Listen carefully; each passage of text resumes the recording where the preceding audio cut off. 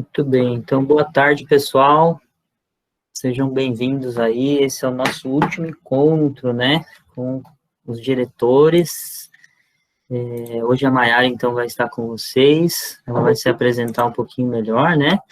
E ela vai tratar, então, do assunto competências socioemocionais na escola, tentando aí, então, trazer ferramentas, um olhar a respeito disso, né, para a prevenção do suicídio, bullying e autolesão.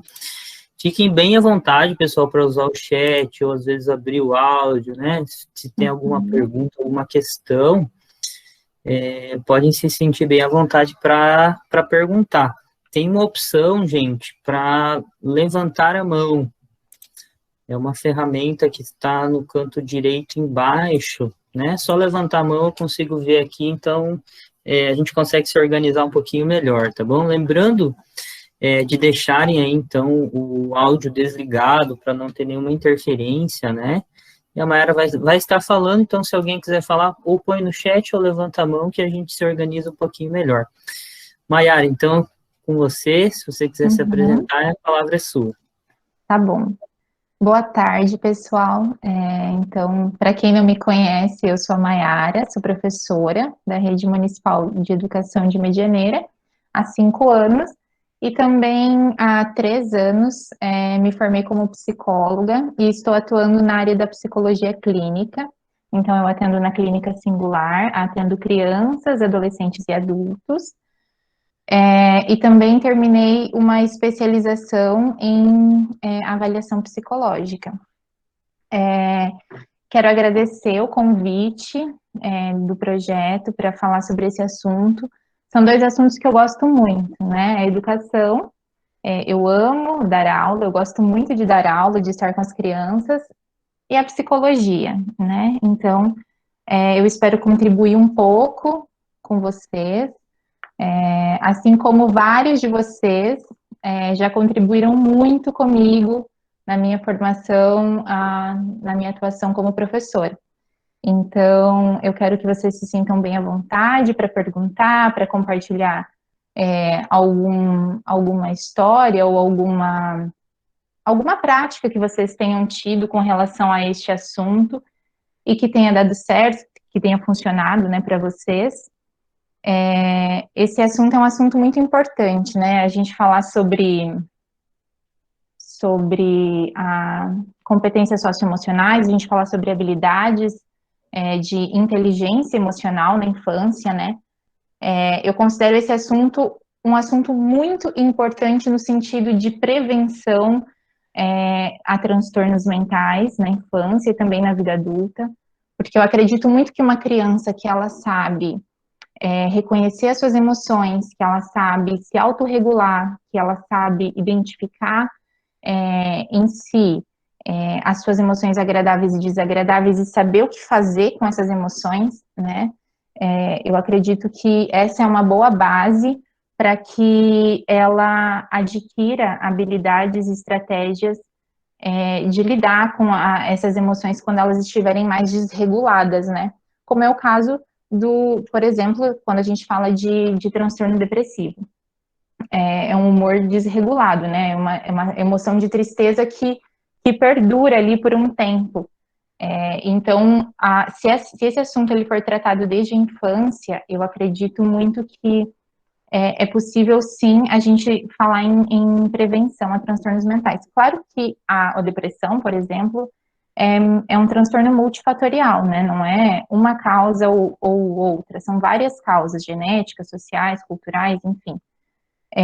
Mas esse é um pequeno passo, é importante, até para que a criança, adolescente, o adulto, saiba reconhecer também quando essa emoção de tristeza, por exemplo, né, ela não passa, aquilo não melhora, ela sente o seu humor deprimido com muita frequência, e aí também o momento de procurar um auxílio psicológico ou psiquiátrico, né. Então, ali, para a gente introduzir esse assunto, é importante a gente pensar a formação do professor sobre este tema, né? Atentar o nosso olhar à formação do professor com relação a este assunto, já que a infância, né, a criança passa muito tempo dentro da escola, e a escola, muitas vezes, ela é o maior local onde a criança vai desenvolver essas habilidades, tanto as habilidades cognitivas, né, quanto habilidades socioemocionais. E só quero compartilhar com vocês os livros, os instrumentos que eu utilizei para elaborar esses slides, que é esse livro aqui, Educar Crianças, as Bases de uma Educação Socioemocional, que é do Renato Caminha. Este livro aqui também, que é bem interessante, Habilidades Socioemocionais na Escola, eu usei bastante esse livro. E também esse aqui, que é de um baralho de regulação e proficiência emocional, que também é do Renato e da Marina Caminha. Então, foram esses instrumentos que eu utilizei para fazer esses slides. E também, no final, mais para o final, eu vou compartilhar algumas estratégias, algumas coisas que podem ser utilizadas. E aí, então, voltando aqui para o nosso assunto, esse olhar atento para a saúde mental das crianças e adolescentes, porque isso dá sinal, né? As crianças, elas dão sinais de tristeza, elas falam, elas verbalizam, elas dizem que elas estão tristes, elas compartilham aquilo que aconteceu em casa, elas compartilham aquilo que acontece no ambiente fora da escola, e muitas vezes elas compartilham isso com o professor, que é a pessoa de confiança, né? Uma pessoa que eles têm como referência, como uma pessoa de segurança, de confiança para elas. E é importante que a gente saiba também como acolher, né? Que a gente saiba como acolher essa criança, quando essa criança traz alguma demanda mais emocional. E a gente só vai poder acolher, né, se a gente souber como fazer isso, como ajudar essa criança a desenvolver essa habilidade que ela ainda não adquiriu, né? Então, quando a gente pensa em saúde mental na infância, a gente fala sobre prevenção e promoção, né? A gente fala de prevenir a ocorrência de transtornos mentais, né? Como, por exemplo, depressão, ansiedade. E a gente fala de promover saúde mental, né? Promover saúde mental para que essa criança ela possa se desenvolver de uma maneira completa, não só cognitiva, mas também de uma maneira emocional. E a escola, ela pode ser, então, promotora deste conhecimento também socioemocional. Muito já é feito, né? Muitas intervenções já são feitas de maneira que as crianças, elas pensem sobre si, sobre suas emoções, sobre seu autoconhecimento, mas a gente vai falar um pouquinho mais para frente também, que é a questão da intencionalidade, né? Da intenção daquilo que é feito. Então, existe uma diferença em eu trabalhar uma atividade, eu trabalhar alguma coisa de modo isolado, né? E do que eu trabalhar todos os dias, né? Todos os dias eu falar sobre esse assunto, quando acontecer uma oportunidade, quando acontecer uma deixa para que esse assunto ele entre em discussão. Muitas coisas a gente pode fazer utilizando até mesmo aquilo que a gente já faz, né? Utilizando uma história, então talvez trazer algum aspecto ali que contém alguma questão mais emocional daquilo, né, uma obra de arte, um texto, um livro, a gente sempre pode utilizar aquilo que a gente já tem feito, mas olhar, né, para aquele material e pensar além daquilo, né, além do objetivo científico, cognitivo, o que eu posso utilizar como algo que possa desenvolver essa habilidade socioemocional na criança. E aí, né, a gente pensa, então, nessa impossibilidade de separar a aprendizagem de emoções, né? A gente não tem como separar a aprendizagem das emoções. Vygotsky fala muito sobre afetividade, né, que é as emoções e os sentimentos, a gente vai falar um pouquinho sobre isso. Mas não tem como, né? Uma criança, ela não aprende se na casa dela ela tá passando por uma situação difícil, ela não consegue se desenvolver da mesma forma que uma criança, por exemplo, que está tudo bem, que está passando por situações positivas. Uma criança que ela se sente muito triste, talvez ela não consiga absorver todo o conhecimento de uma criança que está se desenvolvendo ali de uma maneira saudável e com as suas emoções bem reguladas. Então, não tem como separar, né? Não tem como a gente fazer essa a gente dissociar isso, é praticamente impossível no meu ponto de vista, né? Visto que até essa semana, né, dá até para a gente pensar sobre isso, sobre esse retorno às aulas pós-pandemia, por exemplo. As crianças, elas vêm com uma necessidade de contar, elas vêm com uma necessidade de expressar aquilo que elas estão vivenciando, aquilo que elas vivenciaram durante esse ano. Elas vêm com uma necessidade de contar para o professor ou para os colegas aquilo que ela sentiu, aquilo que aconteceu. Então, e eles falam, né? E eles falam sobre isso, e eles trazem essas questões, e nesses momentos eu vejo uma oportunidade muito grande dessa intervenção para ensinar habilidades socioemocionais para essas crianças. Porque a gente tem que pensar a educação escolar não apenas como mais uma variável, né? Ela é uma das mais importantes, né? A extra-família, a escola é o local mais importante de desenvolvimento da criança. Então, isso vem num sentido de da gente pensar o quão é importante, né? Esse olhar e essa atenção para esse assunto. Alguém quer falar alguma coisa? Dei um somzinho aqui. Não? Tá.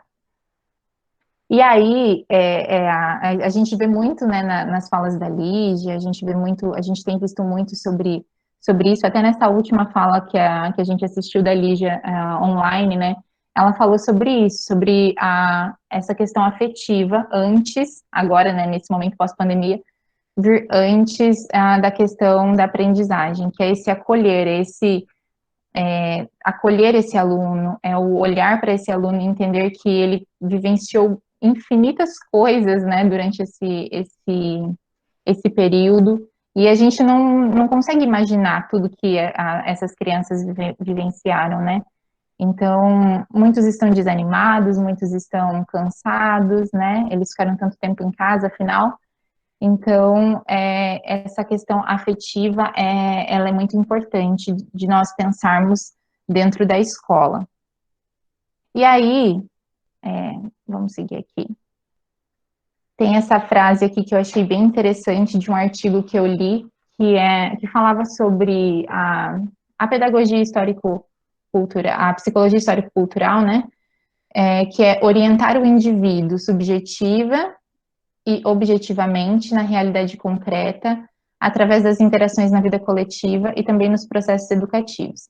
Então, quando a gente traz isso para uma discussão de falar sobre habilidades socioemocionais, de falar sobre aprendizagem socioemocional, a gente tem que pensar, assim como outras habilidades, que a criança não nasce com isso, né? Ela não nasce com essas habilidades bem desenvolvidas. Ela vai desenvolver essas habilidades a partir da interação que ela tem com as pessoas, com os grupos sociais aos quais ela está inserida, né? Então, quando a gente pensa dessa forma, né, eu acho que vale uma reflexão de que muitas vezes a gente espera que a criança saiba como agir em determinadas situações, né, que ela saiba como reagir às emoções que ela sente. E ela não vai saber se ninguém ensinou isso para ela, né? Ela vai agir conforme ela observa os adultos, os seus pares, na escola, em casa, como ela observa as pessoas agindo conforme aquela emoção.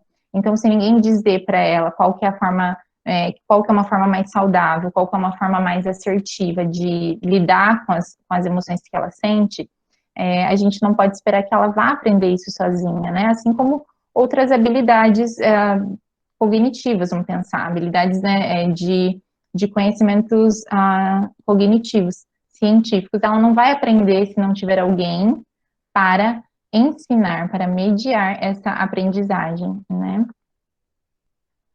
E aí, aqui, eu vou dividir a minha fala em duas partes, né? Eu vou falar sobre a questão das emoções, que é o emocional, das competências socioemocionais, e vou falar da questão social, né? Então, a gente só pode educar para as emoções, a gente só pode educar as crianças no sentido de lidar com as emoções de uma forma mais saudável, se a gente souber também a lidar com as nossas emoções de uma forma mais saudável, né? E a gente não foi ensinado a isso. A gente, eu digo, eu acho que não, né? Eu penso que não. A gente aprendeu muito sobre como lidar com as nossas emoções, no sentido de esconder aquilo que a gente está sentindo, de não demonstrar. Então, se você não pode estar triste, você não pode chorar, você não pode sentir raiva, você não pode sentir medo. Então, a gente tem uma cultura de invalidação das emoções, né? E quando a gente pensa em ensinar habilidades e competências socioemocionais, a gente precisa também viver isso, aprender isso, porque a criança, ela observa também a forma como o adulto está lidando com as emoções que ele sente, né? Então, para a gente dividir essa fala, eu vou começar falando sobre as emoções, e aí, na sequência, eu vou falar sobre algumas competências, algumas habilidades socioemocionais que a gente pode trabalhar com as crianças na escola. Tudo bem? Então, para a gente falar sobre as emoções, né? As emoções, elas são reações a situações que são sentidas no corpo. A emoção, ela é fisiológica e ela necessita de um cérebro que a decodifique para lhe garantir um sentido ou uma interpretação. Então, a emoção é fisiológico. A emoção, a gente sente a emoção no corpo. A emoção, ela é adaptativa. Desde, né, os primeiros grupos humanos, eles já sentiam emoções, que elas têm a função de preservar, de nos proteger, enfim, um monte de funções relacionadas à preservação da nossa vida, né? Então, quando a gente pensa em emoções, a gente não tem como não sentir emoções, né? Já que elas são reações fisiológicas, a gente pensa em emoções como algo que não está no nosso controle, né? A gente não controla se eu vou ficar triste, se eu vou ficar feliz, se eu vou ficar com raiva. Eu apenas sinto aquela emoção, eu sinto uma descarga fisiológica de várias sensações no meu corpo que vai me dizer que aquilo ali que eu estou sentindo é raiva. Então, se eu começo a ficar, né, vermelho, se eu começo a ficar com o meu coração mais acelerado, se eu começo a sentir tremor ou sudorese na mão, isso é um sinal que o meu corpo está dando diante de alguma situação que eu estou vivenciando naquele momento. É uma reação a uma situação que eu esteja vivenciando naquele momento. Então, quando eu penso nessa emoção como algo fisiológico, eu entendo que não é possível controlar isso, né? Não é possível que eu não sinta isso. É possível que eu sinta e saiba saiba o que fazer com isso depois. Mas não é possível que eu não vou ficar triste, eu não vou ficar triste, então tá bom, né? Não fiquei triste, aconteceu uma coisa ruim e eu escolhi não ficar triste. Isso não é possível, né? E aí a emoção se difere do sentimento, porque a emoção, ela é fisiológica, né? Se a emoção é fisiológica, eu não tenho esse controle sobre sentir ou não essa emoção. E diferente disso, o sentimento é a forma como eu interpreto aquela emoção. Então, de acordo com aquilo que eu fui vivenciando na minha vida, de acordo com aquilo que eu fui experimentando, de acordo com aquilo que eu fui aprendendo através da observação, através do contato com as outras pessoas, através de reforço, de punição, de validação, de invalidação, eu determino como é que eu vou sentir aquilo, e aí isso é o sentimento, né? Então, a emoção, ela é fisiológica, e o sentimento, ela é a interpretação da emoção. Então, eu vou passar aqui um conceito de Vygotsky, que ele diz assim: as emoções, elas são processos de natureza biológica que se desenvolvem socialmente. Então, elas são processos de natureza biológica, ou seja, fisiológica, e elas se desenvolvem socialmente a partir da observação, né, do meio, do contato com os outros. E os sentimentos são processos fundamentalmente psíquicos, construídos a partir dos sentidos e significados dados às experiências emocionais. Então, vamos considerar, assim, uma criança que ela começou a se desenvolver e ela começa a prestar atenção na família, né, nos seus pais, por exemplo. E ela começa a perceber sinais de quando a mãe está triste, de quando o pai está bravo, de quando o pai está com raiva, de quando a mãe está com raiva. Ela começa a perceber esses sinais através do tom de voz, através das expressões faciais. Ela vai fazendo essas interpretações, né? Ela vai observando isso. E a partir disso, né, a partir dessas observações, isso vai modelando também a forma como ela vai se comportar ou como ela vai reagir às emoções que ela venha a sentir posteriormente, né? Então, é muito através dessa modelagem, né? Aí passa-se um tempo, essa criança vai se desenvolvendo, ela cresce, e aí ela começa a entrar em contato com outras pessoas, né, extra a casa, por exemplo, a escola, e aí também, a partir dessa interação que ela tem com as pessoas ali que estão, né, naquele ambiente, ela passa a observar e a reproduzir alguns comportamentos e algumas formas de agir que ela já aprendeu e que ela continua aprendendo. Então, né, no exemplo, vamos pegar um exemplo da raiva, por exemplo. Essa criança, ela observa, ela já observou, ela já tem uma observação feita a partir das relações que ela estabeleceu com a sua família, né?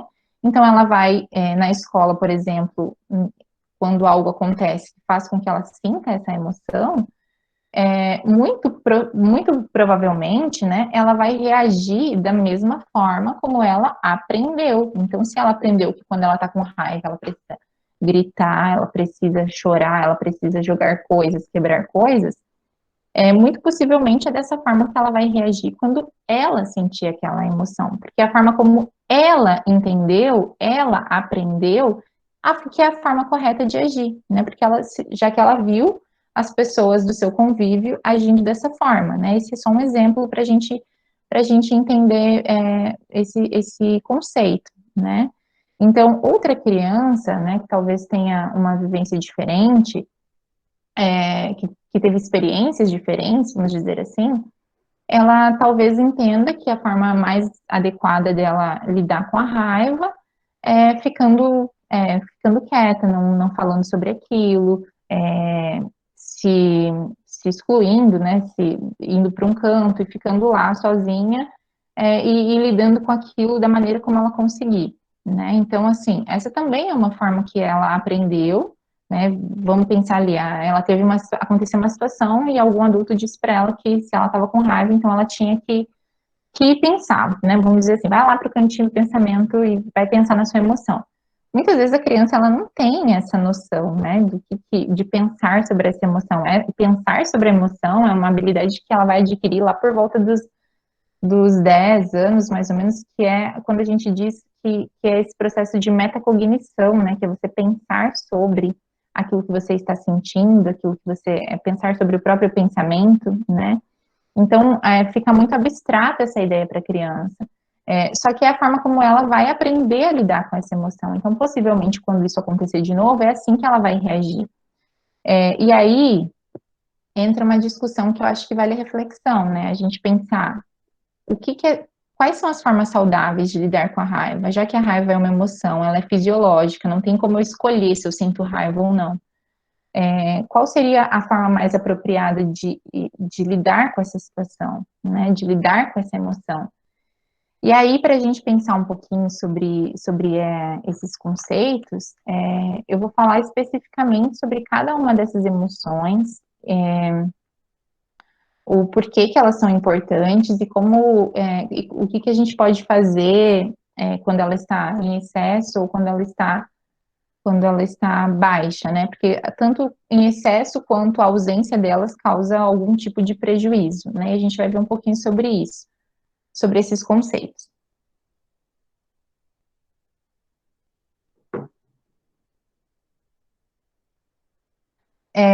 Aqui, então, o que as crianças precisam saber sobre as emoções? Primeiro, as emoções, elas são habilidades, né, como eu já disse. Então, assim, lidar com as emoções é uma habilidade que ela é adquirida, né, ela não aprende sozinha a fazer isso. Então, a criança, ela precisa saber, entender, conhecer emoções existem, quais emoções que ela sente, né? Quais emoções que ela experimenta em cada situação que ela vivencia. Ela precisa saber também que existem emoções agradáveis e desagradáveis de sentir. O Renato Caminha e a Marina Caminha, que são autores de alguns livros que eu gosto bastante, eles trazem esse conceito de emoções agradáveis e emoções desagradáveis de sentir. Eles não utilizam emoções boas e emoções ruins, até porque todas as emoções, né, como a gente conversou agora um pouquinho, todas as emoções são importantes, todas as emoções são válidas. Então, esse termo de emoções agradáveis de sentir e emoções desagradáveis de sentir tira um pouco desse peso da palavra ruim, né? Emoções ruins. Elas não são ruins, elas são desagradáveis. Ninguém gosta de senti-las, mas elas são necessárias, né? E as emoções são passageiras, né? Então, assim, a gente tem um pico de emoção e depois essa emoção passa, né? E quando ela não passa, né? Quando essa emoção não passa, é um sinal de alerta de que alguma coisa não está legal, de que alguma coisa está errada, né? Então, aí a gente pode observar, pensar na questão da observação na escola, né? Se a gente percebe, então, assim, uma criança que ela está verbalizando que ela está triste, que ela está tendo comportamentos de isolamento ou de muita agressividade, de muita irritabilidade, né? Que na infância os sintomas depressivos, eles não são muito parecidos com os dos adultos, né? Os adultos, eles têm essa tendência de isolamento, de tristeza, a criança, ela fica mais irritada, uma irritabilidade, uma agressividade. Então, se você está observando, né? Se a gente, me coloco junto porque eu também sou professora, então se a gente está observando que uma criança está apresentando esses comportamentos, e ela não tinha esses comportamentos até então, e ela começa a agir dessa forma, é um sinal de alerta para a gente entender que essa emoção que ela está sentindo não foi uma emoção passageira, que tem alguma coisa que está acontecendo, né? E que aí deixa de ser funcional e passa a ser disfuncional aquele comportamento, porque pode causar aí uma série de prejuízos, né, para essa criança.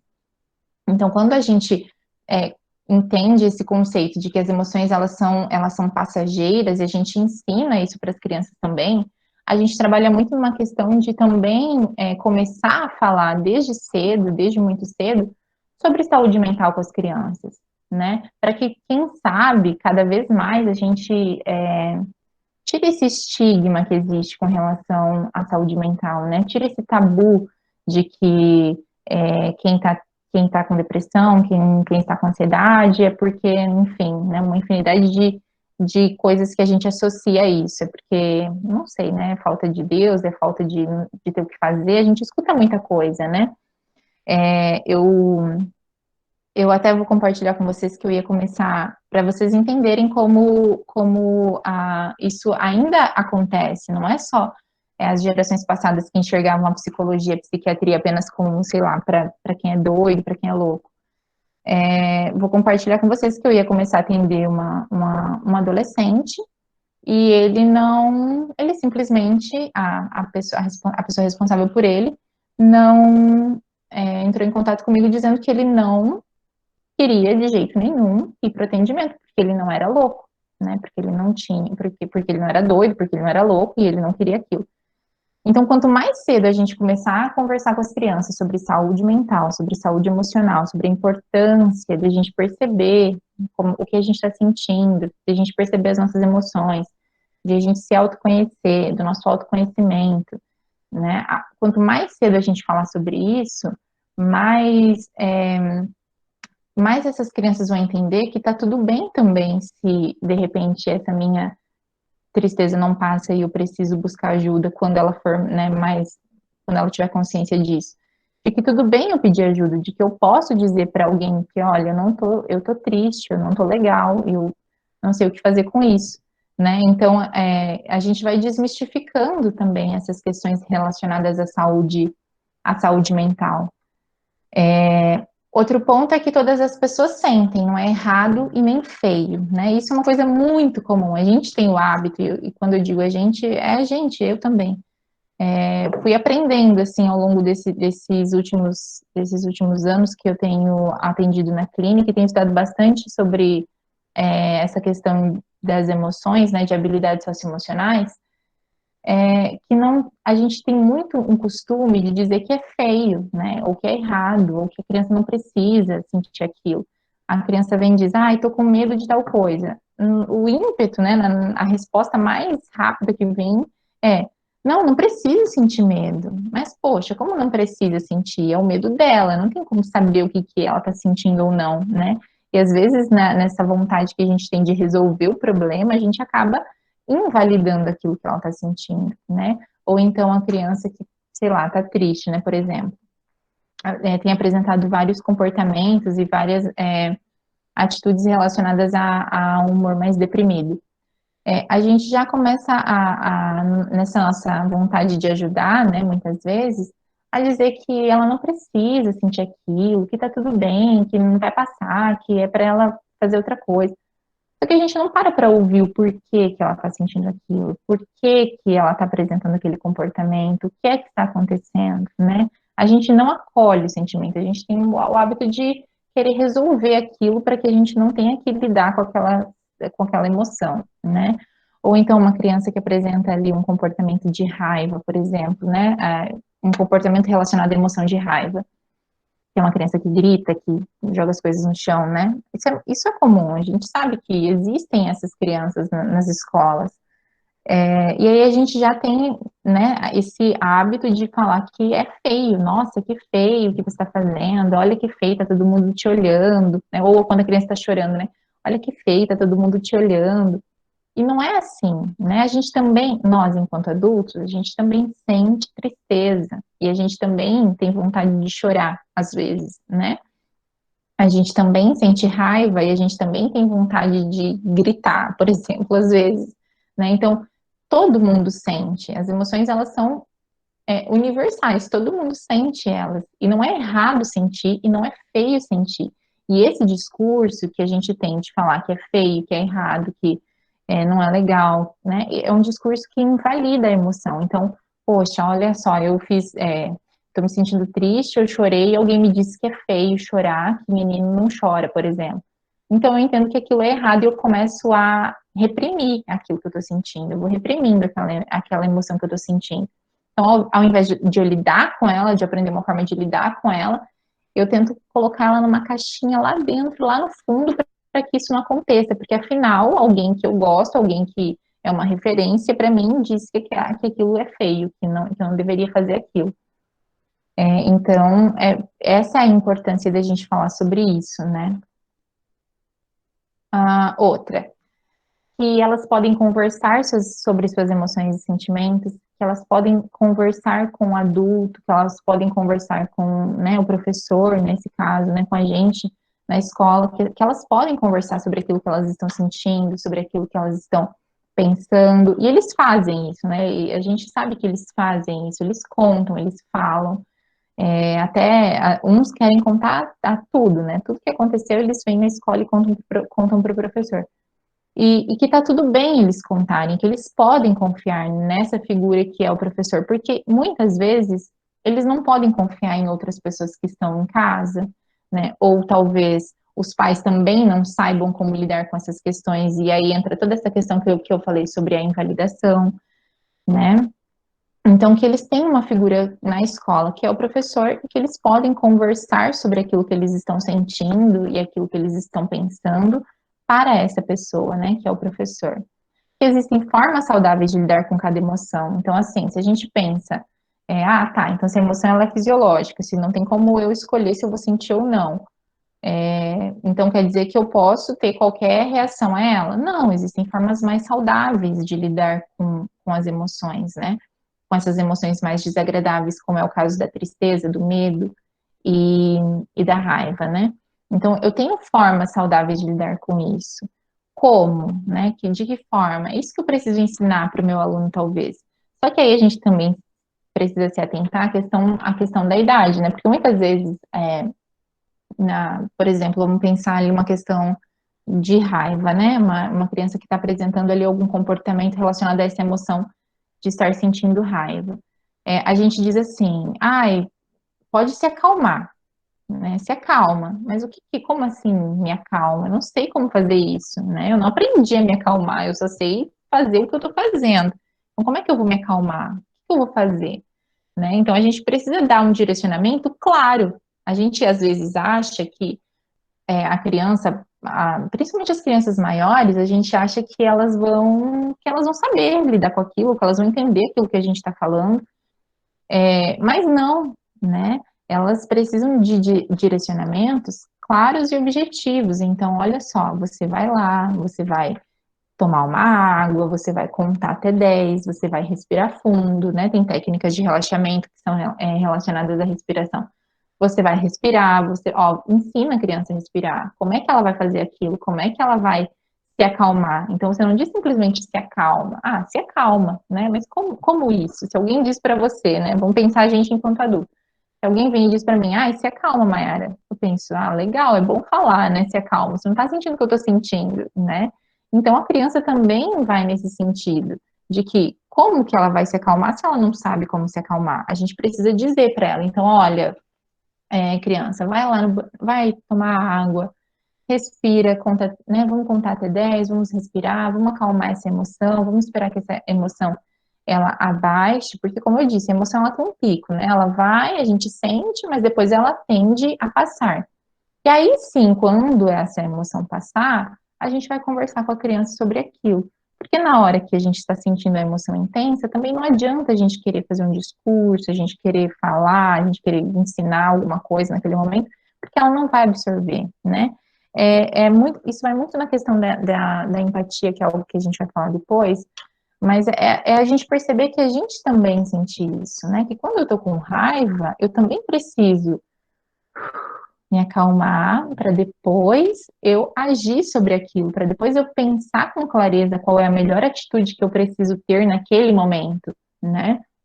Então, quando eu estou agindo apenas na raiva, né, no momento do calor da emoção, como diz, eu não vou pensar com clareza sobre a forma mais adequada de agir naquela situação e eu posso acabar machucando alguém, magoando alguém, ou fazendo algo que depois eu venha me arrepender.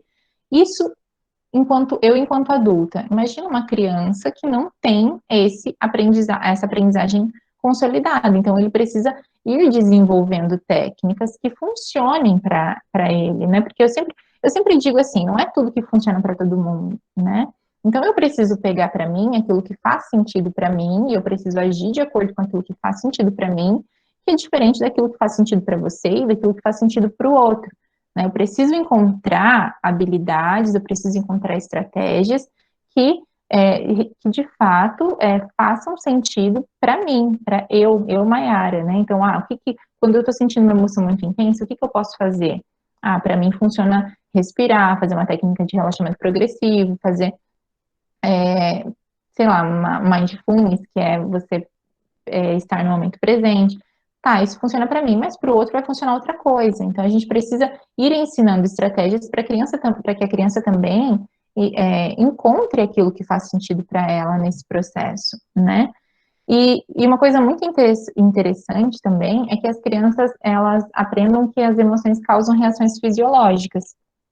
Então, que quando eu tô com medo eu vou tremer, minha mão vai suar, quando ou então meu coração vai bater mais rápido, que é o meu corpo reagindo àquela situação que eu estou vivendo. Então, dentro da terapia cognitivo-comportamental, que é a abordagem que eu trabalho na clínica, a gente fala muito que a emoção, ela vem depois da situação, né? Então, eu vivenciei uma situação, aconteceu uma situação, eu observei aquilo e eu vou fazer uma interpretação daquela situação, né? Então, vou dar um exemplo da sala de aula, né? Vamos dizer assim que, sei lá, acontece uma situação de briga, né? Entre alguma criança. Eu olho para aquela situação e eu vou fazer uma interpretação daquilo. E aí eu vou ter um pensamento, né? Relacionado àquilo que está acontecendo.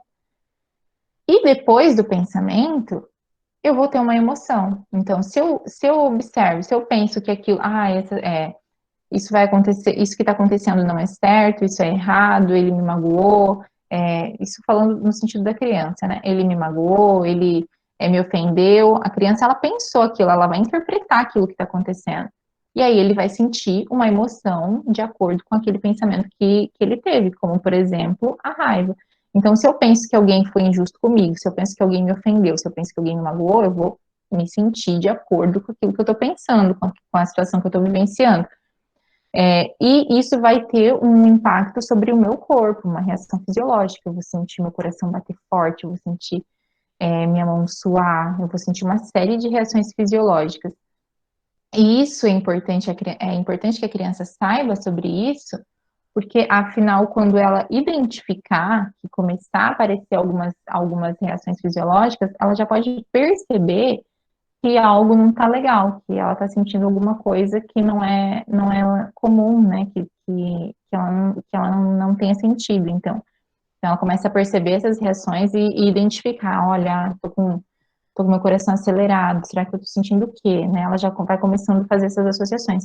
Mas, claro, repetindo o que eu falei, desde que ela aprenda isso, né? Ela não vai conseguir fazer isso sozinha, né?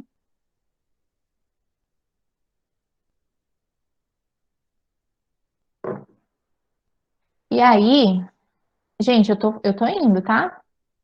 Se vocês tiverem alguma pergunta, se vocês quiserem comentar algo, Pode seguir, Maera, tá muito bom. tá? Eu vou falando rápido, mas daí qualquer coisa vocês me freiem. Então, agora sim, eu vou falar sobre a semântica de cada emoção, né? Aquilo que eu falei, a gente precisa aprender para ensinar.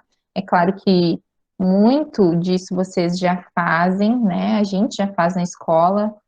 Eu já tive a oportunidade de andar por várias escolas. Esses dias eu estava pensando que eu acho que eu só não dei aula, nunca dei aula em 3 escolas, né? Nessa de ir substituindo professores. Eu tive a oportunidade de ir para várias escolas, né? E a gente vai vendo, vai percebendo, né? Que muito é feito, né? Muito já é feito sobre isso. Mas que esse tema é importante de a gente pensar também na nossa forma de lidar com a emoção da criança, né? E aí vocês vão perceber na sequência que tem até um vídeo que acho que não vai dar para passar, mas depois o Maicon vai mandar no WhatsApp, que é muito interessante, que a gente tem esse hábito de querer resolver o problema da criança, né? Então, se a criança diz que ela está sentindo alguma coisa, a gente já quer dar uma solução. E muitas vezes não é isso que ela precisa, né? Ela precisa de um acolhimento, ela precisa que alguém escute, que alguém perceba aquilo que ela está sentindo, que alguém valide aquilo que ela está sentindo, né? Então, a gente vai falar um pouquinho sobre isso. Para começar, eu vou falar sobre o medo.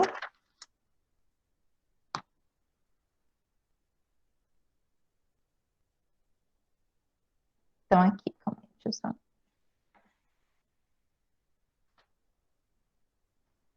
Então, o medo, a função do medo, né? Tem a função de preservação de vida, busca antecipar danos físicos e psicológicos, né? Então, essa é a função do medo para o nosso corpo, né? Para o nosso organismo. O que significa, então, quando eu estou sentindo medo? Significa que o sujeito, que é o indivíduo, que é a pessoa, se sente desprotegido, se sente em perigo, exposto a riscos. Então, muitas vezes a criança vai trazer para a escola que ela tem medo de algo, que ela tem medo de alguma coisa, que ela tem medo de alguém, né? Então, a gente pensar sobre esse medo, a gente pensar, entender esse medo da criança, né? Se é um medo real, se é um medo, né, que ela imaginado, né, de algo imaginado, entender esse medo, perceber o que essa criança está trazendo, porque muitas vezes quando ela verbaliza isso é um sinal, já é um sinal de alerta para a gente perceber se algo está acontecendo, né, se tem alguma coisa acontecendo de ruim. Por exemplo, se a criança relata que tem medo de uma pessoa, né? A gente precisa pensar, ué, por quê? Né? Por que essa criança tem medo dessa pessoa? O que está acontecendo, né? Então, o medo, ele é importante. E quando a criança verbaliza que ela está sentindo medo, a gente precisa acolher esse medo. Então, a gente entender, dizer, tudo bem sentir medo, eu também tenho medo de alguma coisa, né? E, claro, na medida do possível, tentar fazer com que essa criança lide com aquele medo que ela está apresentando. Mas a primeira coisa é a gente ouvir, observar e perceber, né? E aí o medo, quando a gente pensa em uma desregulação emocional, a gente pensa em duas situações, né? O medo em excesso e a ausência de medo. Então, uma pessoa que, né, desregulada, vamos pensar assim, né, com relação a essa emoção de medo, em excesso, entra ali os transtornos relacionados a fobias e ansiedade, né? Então, tem muitas pessoas que apresentam fobias de diversas coisas, animais, dirigir, por exemplo. E aí, né, esse medo em excesso, ele é prejudicial à vida do indivíduo, né? Desde que aquele objeto fóbico, que a gente diz que é aquilo que a pessoa tem medo excessivo, seja algo com que ela tenha que lidar, né? Então, isso pode se tornar bem, bem desgastante, bem sofrido para a pessoa, né, que sente. E a ausência de medo, que é relacionada a comportamentos impulsivos e exposição ao risco. Então, é aquela pessoa que aí não tem medo de nada e aí pode se colocar em perigo, né? Isso é muito comum na adolescência, os adolescentes passar por uma fase relacionada a não ter medo de nada, a querer experimentar várias coisas, várias situações, se expor a vários riscos, por acreditar que não vai acontecer nada, né, que não vai dar nada, que nem eles dizem. Então, essa questão é bem, bem frequente na adolescência. A raiva.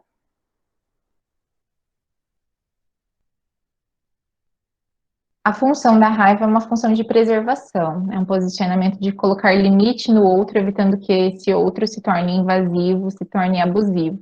A raiva, ela liga muito em nós um senso de justiça, né? Então, se a gente se sente injustiçado por algo, a raiva, ela aparece, né? Então, significa ali que o sujeito se sente ofendido, injustiçado, desrespeitado, e a gente, adulto, é comum que a gente sinta isso, né? Se a gente acha que alguém fez algo que não foi justo com a gente já experimenta essa emoção.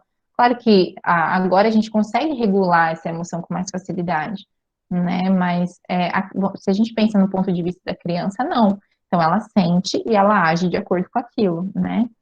Em excesso, então, a gente pode falar quando a gente pensa na raiva em excesso, a gente pode falar de um transtorno explosivo intermitente. E se a gente pensa na ausência de raiva, a gente pensa numa pessoa dependente, uma pessoa que compromete sua autoeficácia, sua autonomia, uma pessoa que não coloca limites numa relação com o outro, é uma pessoa que não estabelece aquilo que ela concorda ou não, então ela é aquela pessoa que ela aceita tudo, né? E aí isso tem um comprometimento também, se a gente pensa numa questão de autonomia, se a gente pensa numa questão de autoeficácia, até mesmo de autoconfiança, é uma pessoa muito dependente, né? E tem muitos riscos em você não estabelecer limites na relação com as outras pessoas, né? Isso pode gerar um sofrimento muito grande na pessoa que não consegue estabelecer esses limites. Então, vamos para o próximo. Tristeza. Essa tristeza que é uma das questões da depressão, né? Quando a gente fala em depressão, que é um dos temas do projeto, ela tem uma função também. A tristeza não é de tudo ruim, né? Quando a tristeza passa a ligar um sinalzinho de alerta, é quando ela começa a causar prejuízo na vida da pessoa, quando aquilo não passa, quando você percebe que a pessoa ela não está mais conseguindo realizar suas atividades, quando você percebe que aquilo está comprometendo a autoeficácia daquela pessoa, então aí sim a gente precisa ligar um sinal de alerta, mas é óbvio que a gente pode se sentir triste em várias situações, né? Quando acontece uma situação, você se permitir sentir tristeza também é importante, né? Como eu falei anteriormente, essa cultura de que a gente não pode sentir, então se não fica triste, isso é bobeira, ou então, não pode chorar, desse tamanho chorando, ou menino chorando, ou não, né, tá tudo bem a gente se sentir triste, a gente precisa, inclusive, deixar que a nossa emoção não fique presa ali dentro de nós, a gente precisa colocar para fora aquilo que a gente está sentindo. E aí, então, a tristeza também tem uma função positiva, vamos pensar assim, né? Ela permite a reflexão e ativa o nosso processo de metacognição, que é aquilo que eu falei, que é o pensar o pensar sobre o sentir, é você começar a pensar, por que de repente essa situação me faz com que eu me sinta assim, né? O que nessa situação me incomoda tanto ao ponto de eu ficar triste? Ou que pensamentos eu tenho relacionados à tristeza? Que pensamentos que eu tenho que me fazem sentir triste? Né? Então, essa reflexão é uma função importante quando a gente está experimentando essa emoção. Significa que o sujeito está perdendo algo, ou sendo desprestigiado, ou sendo desvalorizado. Então, isso é muito comum a gente perceber, né? Por exemplo, até mesmo na escola, né? A criança, quando a gente percebe que talvez ela não se sentiu tão prestigiada quanto um outro colega, ela já fica mais quietinha, já dá um jeito de querer chamar uma atenção para ela também, né? Então, isso é bem comum. Em excesso, tristeza em excesso pode gerar ali transtornos de depressão, estagnação, dependência do outro, e nos casos mais extremos também, e o mais grave de todos, né, é o suicídio. Então, é essa tristeza que não passa, né? Essa tristeza excessiva, essa tristeza o tempo inteiro, é não enxergar um sentido, é não conseguir lidar com essa tristeza, não saber o que fazer com essa tristeza. E aí vem esses extremos, né? E a ausência de tristeza, que é um estado de mania, então também não é positivo. Não ter a ausência da tristeza também não é positiva. A gente pensar num estado de mania, baixa ativação metacognitiva, então a pessoa não pensa muito, ela só faz, e ela faz, e ela faz. E a mania, a gente diz, né, que é um estado de muita... a pessoa fica muito... ela não consegue filtrar, sabe? Então ela compra, ela gasta, ela faz, ela acontece porque ela não está pensando nas consequências do que aquele comportamento ou do que aquilo que ela está fazendo pode ter. Então, a ausência da tristeza também é prejudicial. Alegria. Função: equilibra contra emoções desagradáveis, reforça vínculos sociais, promove interações positivas. Significa que o sujeito está satisfeito, sentindo-se acolhido e aceito. Em excesso são os estados de mania, e a ausência, né, ao contrário da tristeza, então ali fica os opostos, né, o humor distímico e depressivo. Vou dar uma acelerada aqui, porque parece que o tempo está passando rápido. Amor. Função: apego e vínculos, redutor de estresse, responsável pelo surgimento da empatia. Empatia é uma habilidade socioemocional importante, né? A gente vai falar um pouquinho sobre isso depois. Significa sentir-se protegido, amparado e gostado, né? Quem não gosta de se sentir assim? Em excesso é invalidante, não promove autonomia e autoeficácia. E a ausência não promove empatia e socialização. E aí isso tem tudo a ver com comportamento de bullying, né? A questão da empatia. Quando a gente pensa no bullying, logo a gente pode pensar na questão da empatia também, né? Então, essa ausência de empatia pelo outro faz com que eu não me responsabilize por aquilo que eu falo, por aquilo que eu faço. Eu simplesmente ajo de acordo com a minha vontade, não importa se o outro vai gostar, se ele não vai, se ele vai ficar triste, se ele vai ficar feliz com aquilo que eu estou fazendo. E o nojo também é uma emoção básica, né? A gente chama de emoção básica, que tem a função de evitarmos a contaminação, colocando nossa saúde em risco. Então, significa que o sujeito se sente pugnado ou enjoado. Em excesso, é muito associado ao transtorno obsessivo-compulsivo, e a ausência é uma impulsividade e falta de discriminação daquilo que deve ser repelido, né? Então, essas são as emoções básicas. E a partir dessas emoções, tem várias outras emoções, que são as emoções que a gente diz que são as emoções secundárias, né? Por exemplo, a ansiedade, que é uma emoção a partir do medo, né? Derivada da emoção do medo, e que também é uma emoção muito importante, é uma emoção que a gente tem experimentado cada vez mais, eu acho, na nossa vida, né? A ansiedade elevada.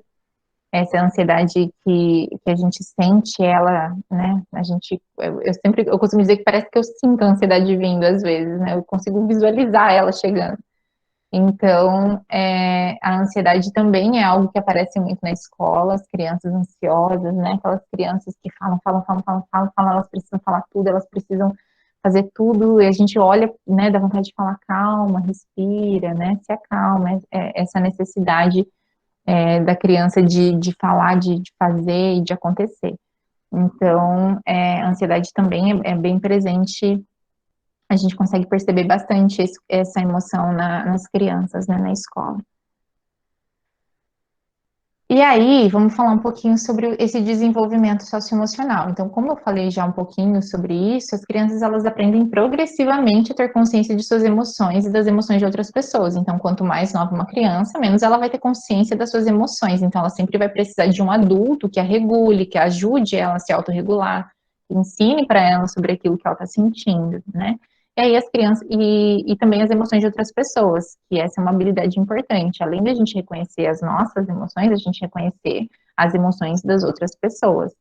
E aí a criança, ela vai aprender ali através da observação, do reforço, da punição, da validação e invalidação. Vou falar um pouquinho sobre cada um deles. A observação, então, que é através da modelação, da aprendizagem social, como o outro age, como o outro reage. Então, eu observo, eu aprendo e eu entendo que aquele é o jeito de agir, né? Então, a observação, ela é muito importante, né? Quando a gente pensa no desenvolvimento socioemocional da criança. Não adianta a gente dizer para a criança que quando ela está sentindo raiva, ela precisa contar até 10, assoprar, cheirar florzinha, soprar velhinha, né, para treinar a respiração. E quando eu tô com raiva na frente da criança, eu ajo totalmente descontrolada, né? Então ela tá, opa, ela disse que eu tenho que agir assim, mas ela tá agindo desse jeito, né? Isso fica um pouco confuso. Então a observação ela é importante nessa fase. A invalidação, que é diminuir o sentimento do outro, que o que o outro sente não está correto e que deveria sentir diferente. Isso eu acho muito interessante, né, que a invalidação, e a gente tem um hábito de invalidar, né, não, isso é frescura, não precisa ter medo, engole o choro, que feio, desse tamanho chorando, não é para tanto, menos, não é assim, não precisa disso, né, a gente tem esses discursos com relação ao sentimento dos outros, né, que é a forma como a gente acha que vai resolver, mas, na verdade, você está querendo dizer para o outro que aquilo que ele está sentindo não é aquilo, que não é correto, né? Que ele não deveria se sentir daquele jeito, que ele deveria sentir diferente daquilo. Mas eu não estou vivenciando o que a pessoa está vivenciando, né? Não estou sentindo o que a pessoa está sentindo para eu saber se ele deveria ou não estar sentindo aquilo, né? Então, essa questão eu acho que vale a reflexão, é uma reflexão importante para a gente fazer. Através da punição, né, castigos, agressões verbais, físicas, quando a criança apresenta alguma emoção intensa. Então, se a criança apresentar uma raiva intensa, eu vou lá e dou um castigo na criança. Então, né, isso vai aumentar a emoção que ela está sentindo de raiva, por exemplo, né, ela vai se sentir com mais raiva ainda, ela vai sentir vai se sentir mais injustiçada. Então, essa também é uma forma de aprender sobre como reagir, né, às emoções. Através da validação, né, que aí é uma coisa que vai ali no oposto da invalidação, né, prestar atenção, ouvir, acolher, acolher a emoção, ajudar a criança a nomear o que ela está sentindo. Então, quanto mais nova a criança, menos ela tem consciência, como eu disse. Então, você precisa ajudar a nomear, né, você está triste? Tudo bem estar triste, eu entendo que você esteja triste nesse momento, eu também fico triste quando isso acontece comigo, não é legal, né, é meio desagradável. Mas o que eu posso fazer para que você se sinta melhor? Olha, vamos fazer alguma coisa, ver se muda o foco da atenção, né? Vamos fazer isso aqui para ver se essa emoção passa. Você vai conversando, acolhendo, entendendo o sentimento daquela criança, mas ao mesmo tempo ensinando para ela a nomear essa emoção, a reconhecer que é uma emoção válida, a dizer que você também, enquanto adulto, também sente aquela emoção e que está tudo bem, e o que ela pode fazer para que aquilo passe ou para que ela se sinta melhor com relação àquilo, né? E o reforço, que é o elogio, reforçar as tentativas da criança de se expressar, de comunicar suas emoções de forma assertiva. Então, quando a criança consegue, quando você percebe que a criança conseguiu ali agir de uma forma assertiva com relação às suas emoções, você elogiar, você reforçar aquilo, você dizer, olha, parabéns, que legal, muito bem que você fez isso, né? Você estava se sentindo triste, você fez isso e te ajudou, isso é muito legal. Então, isso vai fazendo com que a criança norteie ali os comportamentos que ela tem. E aí, então, o que a gente pode pensar, né, com relação ao desenvolvimento socioemocional da criança? De 2 a 3 meses aproximadamente, as crianças começam a prestar atenção em pistas sociais e emocionais, aquilo que eu falei, é o tom de voz e a expressão facial. A criança precisa desses dois meios, né, dessas duas fontes aí, que é o tom de voz do adulto e a expressão facial que ele tem, para ela começar a perceber que aquilo ali é de um jeito diferente, é uma emoção diferente daquela que aquele adulto costuma ter, né? Então, ela começa a prestar atenção nessas pistas. E ela precisa desses dois canais, que é o tom de voz e a expressão facial. De 5 a 7 meses aproximadamente, elas conseguem perceber diferenças entre um rosto alegre e triste. Então, ela consegue, né, naquela brincadeira de ficar fazendo careta com a criança, ela começa a perceber essas diferenças entre as expressões faciais. E aí ela já consegue perceber através de um meio ali de comunicação, né, vamos dizer assim, só, ou o tom de voz já é suficiente para ela perceber que a emoção é diferente daquela que ela normalmente costuma ver, ou a expressão facial também já começam a dar pistas sociais e emocionais sobre aquela emoção. Então, ela não precisa mais dos dois, ela já começa a perceber eles isoladamente, né? De 1 a 2 anos, então, um referenciamento social, é aquilo que eu falei, que ela começa a olhar, observar o que o outro está fazendo, e então agir daquela forma, né? Então ela observa e ela age muito semelhante àquilo que ela visualizou, né? Para ela, né, numa busca de como ela responder aquelas emoções que ela está sentindo.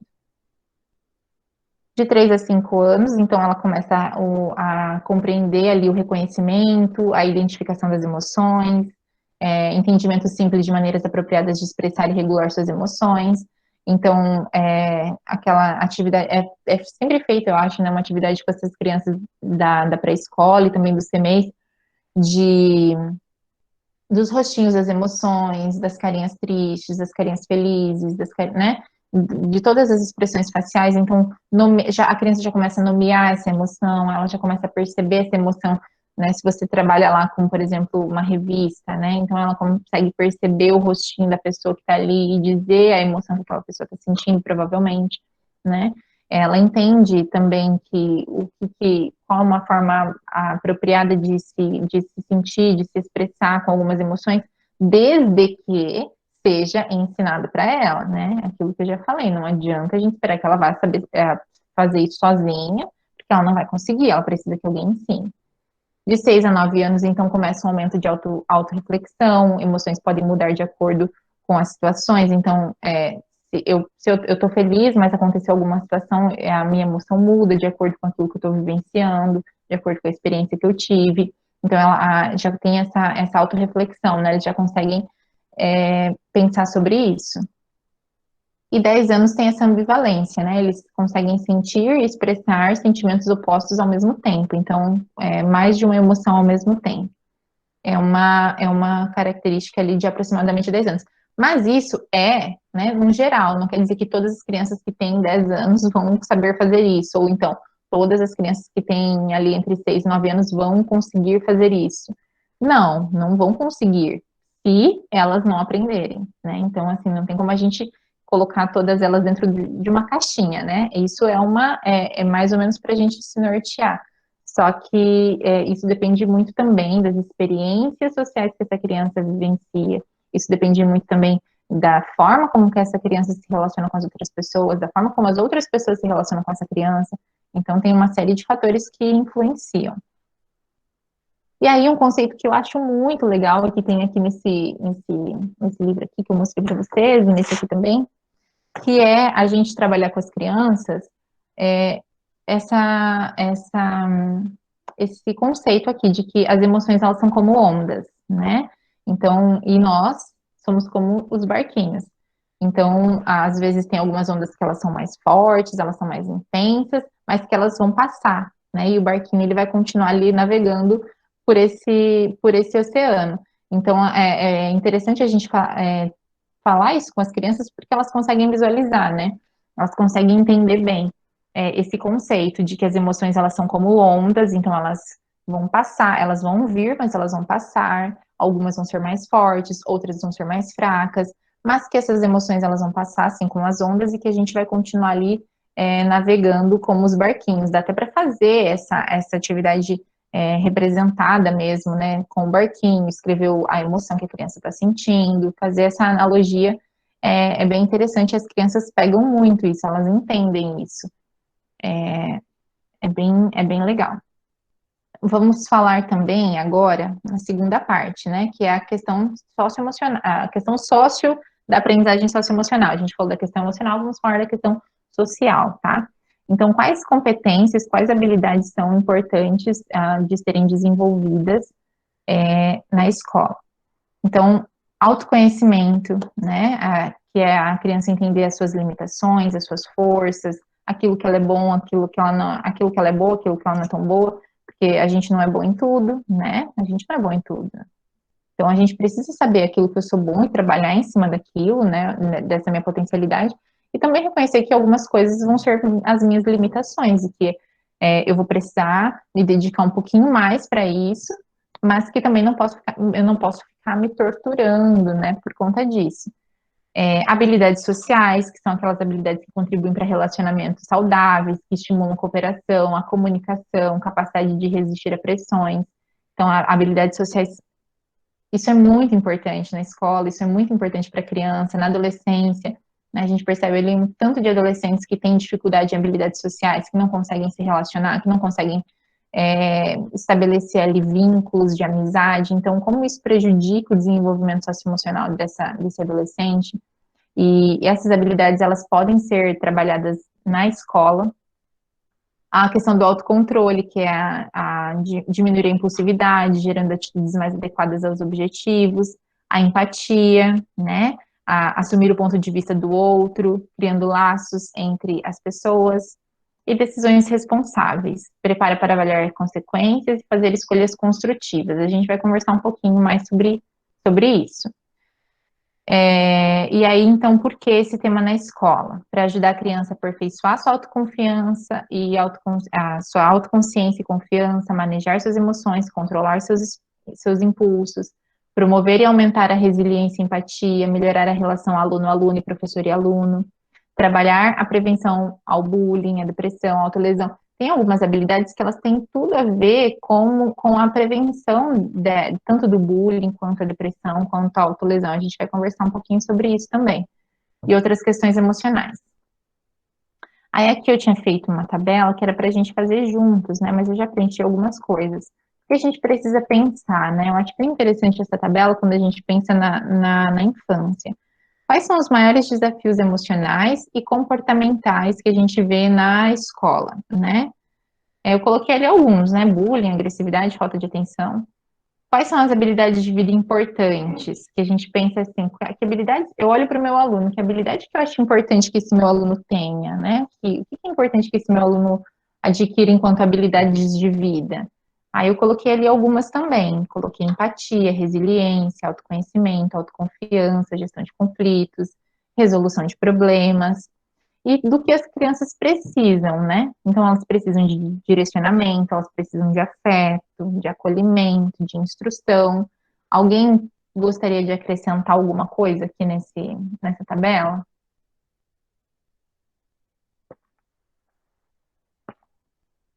Não? Sim? Vou seguir. E aí, então, a BNCC, ela traz as competências, são 10 competências, né? De educação básica, segundo a BNCC.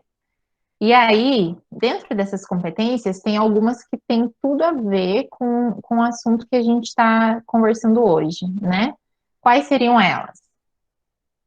Comunicação, que é você expressar os seus sentimentos, expressar suas opiniões, você conseguir comunicar aquilo que você está sentindo. O autoconhecimento, né? Se eu conheço, se eu sei como eu me comporto, se eu sei a forma como eu reajo às situações, se eu identifico as minhas emoções, se eu identifico as emoções das outras pessoas, Se eu conheço o meu funcionamento, se eu sei aquilo que eu sou bom, se eu sei aquilo que eu sou ruim, se eu entendo, se eu me conheço, né? Isso, fica muito mais fácil de identificar quando alguma coisa não está legal comigo, né? Então, se eu sei como eu funciono, se eu me conheço completamente, né? Fica mais fácil de eu saber quando alguma coisa não está legal, quando alguma coisa não está ajustada, né? O autocuidado tem tudo a ver quando a gente pensa com relação à autolesão, né? Que é uma prática bem comum na adolescência, né? A questão da autolesão, da automutilação, né? É o autocuidado. Então, se eu compreendo o meu corpo, se eu sei o meu corpo, se eu respeito o meu corpo, se eu cuido de mim, se eu cuido das minhas emoções, se eu cuido dos meus pensamentos, é, isso diminui esses comportamentos autolesivos, né? A empatia também e a cooperação também são habilidades importantes. Eu vou falar sobre cada uma delas. Olha, eu já falei, né? Comunicação, expressar sentimentos, emoções, ideias e opiniões. Por quê? Porque quando a gente fala, a gente desconstrói, né? A gente desconstrói tabus, a gente desconstrói estigmas, a gente comunica ao outro sobre o que a gente sente, a gente expressa as nossas ideias, a gente expressa as nossas vontades, gostos, sentimentos. Então, a comunicação é uma habilidade muito necessária, né? E aí, isso também bem comum na adolescência, né? Quando a gente pensa em habilidades sociais, nesses adolescentes que têm dificuldade em estabelecer vínculos e relacionamento social com os seus pares, essa dificuldade de se comunicar, de conversar, de conseguir dizer o que gostaria, de dizer o que sente, né? Então, a comunicação é importante nesse sentido. Como que a gente pode proporcionar esses momentos, né? Através de conversas, né? Um ambiente acolhedor, informativo, sempre procurar ouvir o que os alunos têm a dizer sobre questões relevantes que envolvam as temáticas e questões do cotidiano. Então, aconteceu uma situação, por exemplo, de bullying no recreio, né? E eles chegam contando. Sempre tem alguém que conta, né? Prof, o fulano fez isso com não sei quem. Então, trazer esse assunto para discussão, né? Como que a gente pode falar disso, né? Num assunto que aconteceu no recreio. Então, trazer essa discussão. O que que um sentiu, o que que o outro sentiu, o que que aconteceu naquele momento, por que que eles agiram dessa forma, tentar entender, tentar acolher tanto a pessoa que sofreu essa agressão, vamos dizer assim, né? Quanto a pessoa que fez isso, né? Também acolher os dois, porque os dois também estão ali com as suas emoções desreguladas naquele momento, né? E agora também é interessante que a gente fale sobre os impactos da pandemia, né? Trazer essas discussões, eles falam, eles conversam, eles têm coisas para contar. Então, ouvir, né, esses alunos, quando eles trazem essas coisas, também é importante, né? Nesses momentos de roda de conversa e de troca de diálogo, né, entre professor e aluno. A empatia, que é perceber o próximo, compreender seus sentimentos e ações. Por quê? Por que empatia? Para diminuir os comportamentos e as consequências relacionadas ao bullying, ou também compreender o sentimento do outro. Eu só consigo compreender o sentimento do outro quando eu localizo em mim aquele sentimento, né, aquela emoção. Então, só consigo entender que o outro está triste quando eu também reconheço em mim que eu também fico triste, que eu também sinto essa emoção. Então, eu consigo entender aquilo que o outro está sentindo porque eu localizei em mim aquele sentimento, né? Então, a empatia, ela vai nesse sentido. E aí, aqui eu tenho um vídeo. Será que eu passo ou nem passo, Maicon? O que que tu acha? Ele tem legenda. Eu acho que dá para me mandar depois, mas Tá, aí beleza. fica melhor pro pessoal. Tá. É Então, o da Brené Brown, né? é. Tá, eu vou separar aqui, daí eu já mando para eles. Tá. É um vídeo bem legal que fala a diferença sobre empatia e simpatia, tá? É bem interessante a gente pensar, né? A pessoa que é empática, que ela está ali junto, que ela localiza nela aquela emoção, que o outro está sentindo, e a pessoa simpática, que é aquela que diz, nossa, tá triste, né, que difícil, né, muito ruim, eu também já passei por isso. Ou aquela pessoa que um diz assim, ai, tô com, né, ai, tô triste porque aconteceu tal coisa. Ah, não, mas comigo aconteceu pior, né, essa situação que é na vontade de aliviar o sofrimento do outro, a gente quer dar uma resposta pronta, né. Como fazer, então? Através de histórias, vídeos, jogos, filmes, músicas.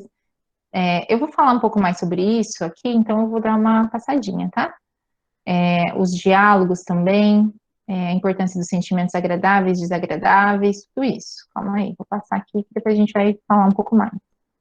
Autoconhecimento, que é a capacidade de identificar os próprios sentimentos, emoções e ações. Por quê? Para que a criança seja consciente de seus sentimentos, estados de humor, limitações, pontos fortes e atitudes. O autoconhecimento é um processo constante, né? Eu até hoje estou buscando me conhecer, né? O meu autoconhecimento. Então, ele é um processo constante. E na infância, a principal característica dessa competência é tornar as crianças conscientes das emoções, dos defeitos e qualidades que elas têm, né?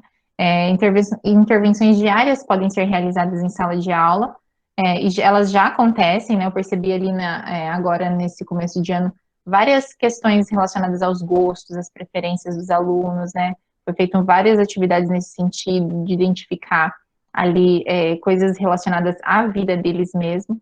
Então, a questão aqui é a gente colocar um pouco de intencionalidade nisso que já vem sendo feito, né? A gente dizer para as crianças, nomear que essas são questões importantes, que ajudam a gente a se conhecer melhor, por que é importante que a gente se conheça melhor, né? Que a gente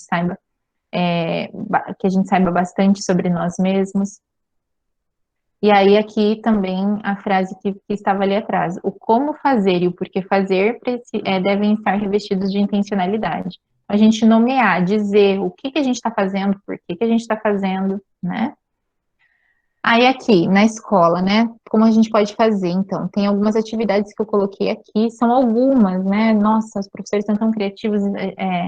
Às vezes eu fico olhando umas atividades e penso, gente, que genial isso. E é claro que vocês vão adaptar, né, para a realidade de vocês, mas são algumas sugestões, né, que eu trouxe aqui.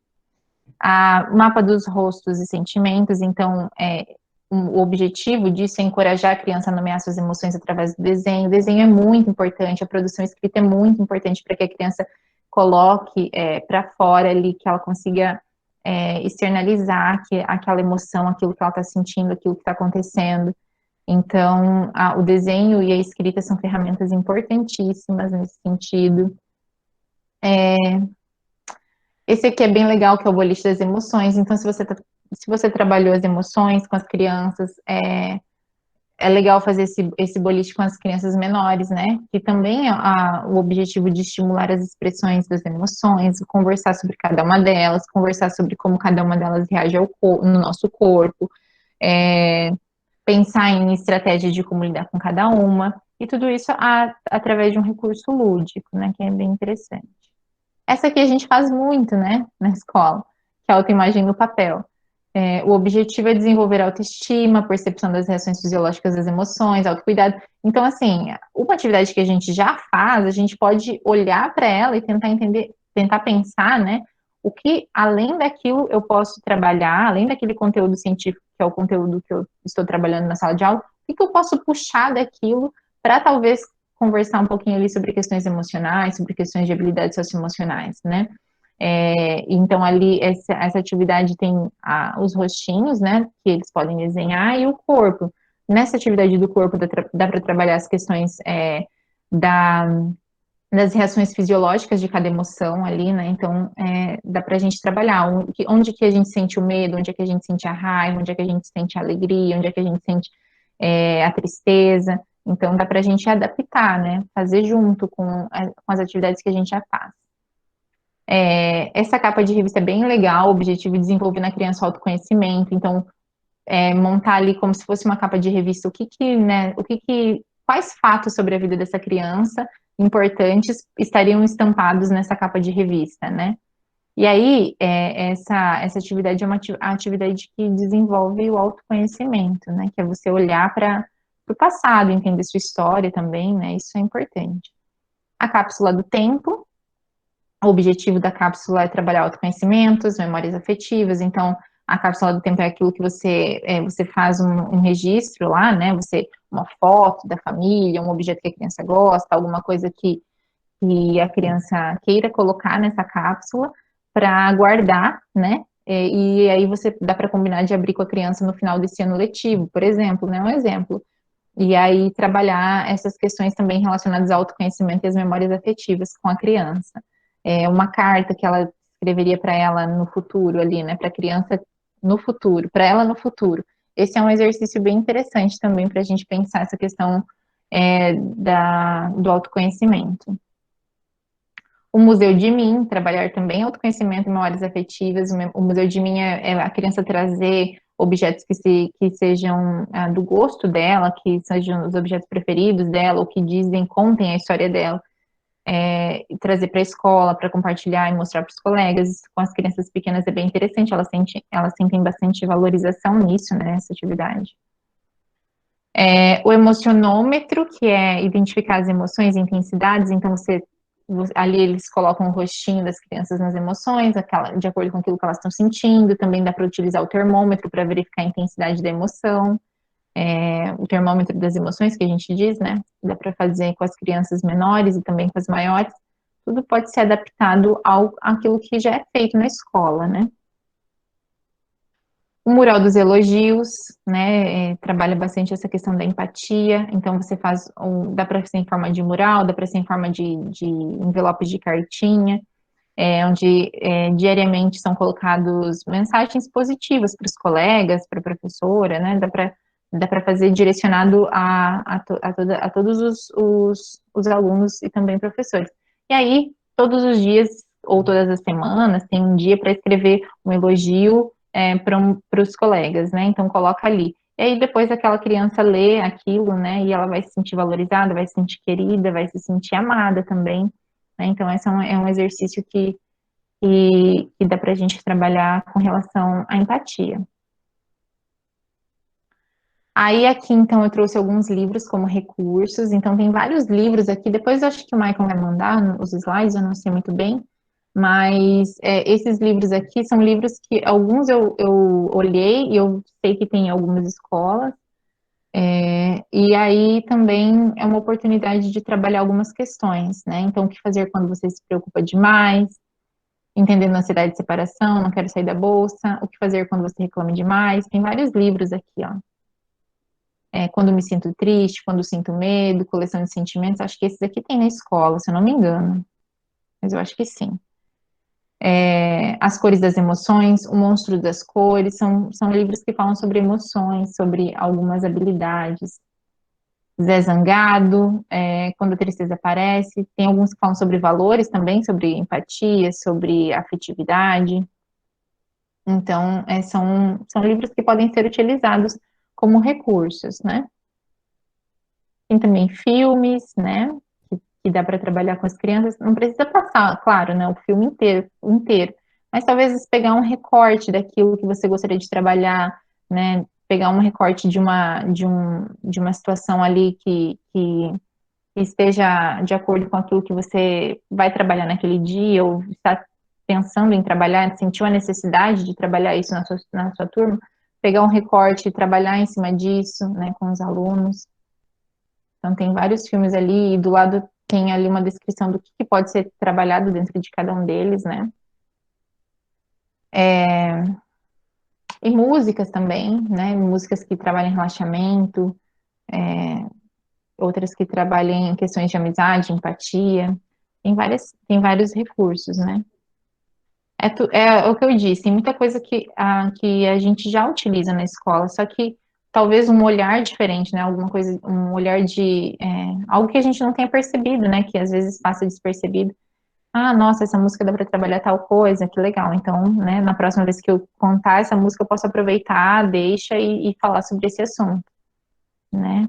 E aí, só para finalizar, a intenção é que não é necessário que a gente faça um projeto na escola, não é necessário que a gente faça além daquilo que a gente já tem feito na escola para trabalhar essas questões. A intenção, né, o que eu acho que é possível, no meu entendimento, né, na forma como eu vejo, adequar aquilo que a gente já tem feito, né, buscar, então, nos conteúdos que a gente trabalha, nos livros que a gente lê, nas obras que a gente trabalha na disciplina de arte, por exemplo, trabalhar em cima disso outras possibilidades além daquilo, né? Às vezes um texto que eu vou trabalhar ali, sei lá, uma interpretação, que eu vou trabalhar algum conteúdo de língua portuguesa, eu posso adequar dentro daquele texto coisas que também tragam questões emocionais, sociais e de habilidades socioemocionais, né? Eu posso utilizar aquilo também como um recurso para falar sobre essas questões e dizer para as crianças sobre isso, nomear para elas aquilo que você está fazendo. Olha, isso aqui, isso que eu estou trabalhando, para a gente entender que as nossas emoções elas são válidas, para a gente entender a forma como a gente se comporta, a gente entender a forma como as emoções reagem ao nosso corpo, dizer, dar nome para aquilo que você está fazendo, né? Então, pegar isso que a gente já tem feito e utilizar como outras possibilidades também que possam surgir dentro de cada conteúdo, né? Que a ideia não é que tenha uma coisa a mais para fazer. A ideia é que a gente amplie a forma como a gente enxerga isso, né? Como a gente enxerga aquele conteúdo para outras possibilidades, né? Eu acho que isso sim é possível. Como eu disse, eu acredito muito que esse é o possível a ser feito, né?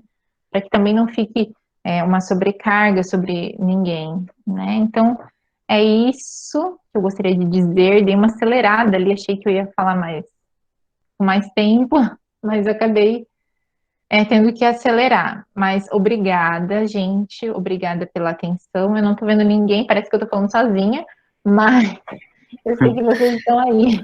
Acho que se você tirar a apresentação agora, amanhã, aí volta todo mundo. Isso. Sim.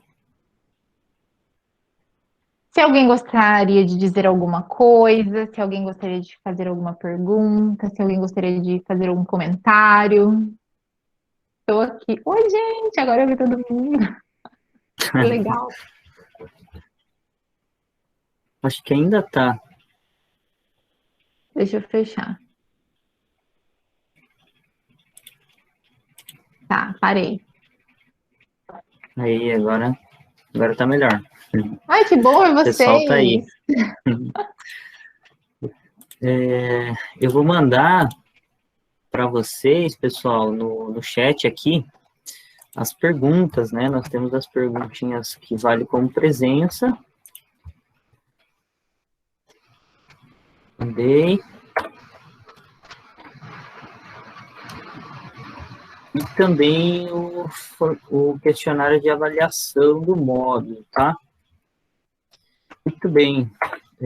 Obrigado, Mayara. Foi muito bom. Obrigada. Bastante informação, né? Bastante conteúdo. Acredito que o pessoal vai rever. O pessoal está dizendo ali muito bom. Obrigada. Se vocês quiserem deixar alguma coisa, esse é o momento, tá? Se quiserem falar também. Deixa eu tirar uma dúvida com vocês. O WhatsApp de vocês está funcionando? Eu ia mandar o vídeo lá, mas não está entrando mais aqui, gente. É só o meu ou o de vocês também está assim? Não? Não está funcionando, Liz? Não? Meu Deus, o que eu vou fazer que tem outra turma agora? Às 15. Tá. Vamos ver o que eu faço aqui. O seu está funcionando, Mayara? Deixa eu ver. Acho que não. Não também? Bah. Calma aí.